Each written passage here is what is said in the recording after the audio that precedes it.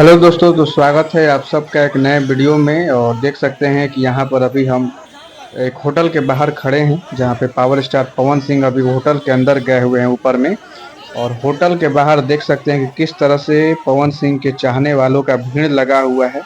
पूरा जो है सड़क जाम हो चुका है, एकदम होटल के सामने लोग आकर जम गए हैं, खड़े हो गए हैं पवन सिंह को एक झलक देखने के लिए। और देखिए कि यहाँ पर क्या माहौल है, पूरा मतलब अंदर से बाहर तक, गेट के ये बाहर, अभी गेट के अंदर हम खड़े हैं और वहां से ये देख सकते हैं क्या नज़ारा हो गया। पूरा रोड जो है जाम हो गया है, सिर्फ और सिर्फ पवन सिंह को देखने के लिए। तो देख सकते हैं दोस्तों किस तरह से पावर स्टार पवन सिंह के चाहने वाले यहाँ पर जमे हुए हैं, खड़े हैं।